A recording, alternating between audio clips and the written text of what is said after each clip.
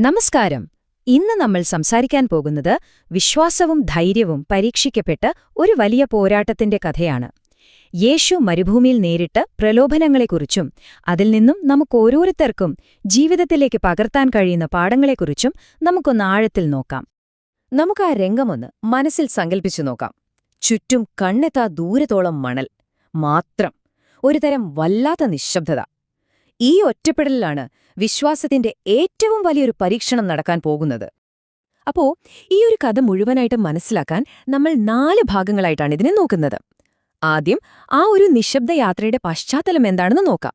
പിന്നെ യേശു നേരിട്ട ആ 3 വലിയ പരീക്ഷണങ്ങൾ, അതിനുശേഷം എങ്ങനെയാണ് അതിനെല്ലാം അതിജീവിച്ചതെന്നും ഒടുവിൽ ഇതിൽ നിന്നെല്ലാം നമുക്ക് കിട്ടുന്ന പാഠങ്ങൾ എന്തൊക്കെയാണെന്നും ചർച്ച ചെയ്യാം. ശരി, നമുക്ക് തുടങ്ങാം. യേശുവിന്റെ ജ്ഞാനസ്നാനം കഴിഞ്ഞ ഉടനെയാണ് ഈ സംഭവം നടക്കുന്നത്. തന്റെ പരസ്യമായ ദൗത്യം തുടങ്ങുന്നതിനു മുൻപ് ഒരു തയ്യാറെടുപ്പിനായി പരിശുദ്ധാത്മാവ് യേശുവിനെ മരുഭൂമിയിലേക്ക് കൊണ്ടുപോവുകയായിരുന്നു. ഇതൊരു ചെറിയ രാത്രിയായിരുന്നില്ല. 40 ദിവസം 40 രാത്രി നീണ്ടുനിന്ന ഒരു കഠിനമായ ഉപവാസം. ശാരീരികമായും ആത്മീയമായും അതൊരു വലിയ വെല്ലുവിളി തന്നെയായിരുന്നു. ആഴത്തിലുള്ള ഒരു ഒരുക്കമായിരുന്നു അത്. ബൈബിൾ വായിക്കുമ്പോൾ നമ്മൾ എപ്പോഴും കാണുന്ന ഒന്നാണ് മരുഭൂമി. അത് വെറുമൊരു വിജനമായ സ്ഥലമല്ല, മറിച്ച് ആത്മീയമായി വളരാനും ദൈവവുമായി കൂടുതൽ അടുക്കാനുമുള്ള ഒരിടം കൂടിയാണ്. അവിടെയാണ് ഒരാൾക്ക് സ്വയത്തെ കണ്ടെത്താൻ കഴിയുന്നത്. ഈ ആശയം നമ്മുടെയൊക്കെ ജീവിതത്തിനും ബാധകമാണല്ലേ? ഈ തിരക്കുപിടിച്ച ലോകത്ത് ഇടയ്ക്കൊന്നും മാറി നിന്ന് നിശബ്ദമായി പ്രാർത്ഥനയിലും ചിന്തയിലും മുഴുകുന്നത് നമ്മുടെ ഉള്ളിലെ ശക്തിയെ എത്രത്തോളം വർദ്ധിപ്പിക്കുമെന്ന് ഈ സംഭവം നമ്മളെ ഓർമ്മിപ്പിക്കുന്നു. ഇനി കഥ അതിന്റെ ഏറ്റവും പ്രധാനപ്പെട്ട ഭാഗത്തേക്ക് വരികയാണ്. 40 ദിവസത്തെ ആ കഠിനമായ ഉപവാസം കഴിഞ്ഞു. യേശു ശരിക്കും ക്ഷീണിതനായി വിശന്നിരിക്കുകയാണ്. ആ ഒരു സമയത്താണ് പരീക്ഷകൻ യേശുവിനെ സമീപിക്കുന്നത്. ആദ്യത്തെ പ്രലോഭനം നേരെ ലക്ഷ്യം വെച്ചത് യേശുവിന്റെ വിശപ്പിനെയാണ്. മനുഷ്യന്റെ ഏറ്റവും അടിസ്ഥാനപരമായ ആവശ്യത്തെ തന്നെ ചൂഷണം ചെയ്തുകൊണ്ടുള്ള ഒരു പരീക്ഷണമായിരുന്നു അത്. ഒന്ന് ആലോചിച്ചു നോക്കൂ. പക്ഷേ യേശുവിന്റെ മറുപടി അത് നമ്മളെ ശരിക്കും ചിന്തിപ്പിക്കുന്ന ഒന്നാണ്. ശരീരത്തിന്റെ വിശപ്പിനേക്കാൾ വലുതാണ് ആത്മാവിന്റെ പോഷണം എന്ന് അവൻ അവിടെ ഉറപ്പിച്ചു പറയുകയാണ്.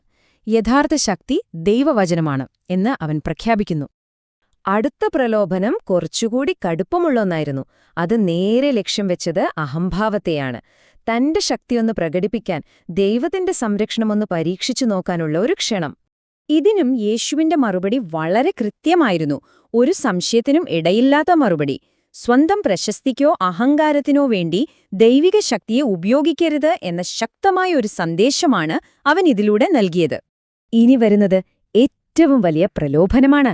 ലോകത്തിന്റെ അധികാരം മുഴുവൻ ഒറ്റയടിക്ക് കയ്യിൽ വെച്ച് തരാമെന്നുള്ള വാഗ്ദാനം. ഒരു കുറുക്കുവഴിയിലൂടെ എല്ലാം നേടാനുള്ള അവസരം. ഇവിടെയാണ് യേശു ആ സംഭാഷണം അങ്ങ് അവസാനിപ്പിക്കുന്നത്. ഒരൊറ്റ വാക്കിൽ, ഒരൊറ്റ തീരുമാനത്തിൽ. തന്റെ കൂറാരോടാണെന്ന് അവൻ ഉറക്കെ പ്രഖ്യാപിച്ചു. അതോടെ ആ വലിയ ഏറ്റുമുട്ടൽ അവിടെ അവസാനിച്ചു. അപ്പോൾ നമുക്ക് ഒന്നുകൂടി ഒന്ന് തിരിഞ്ഞു നോക്കാം.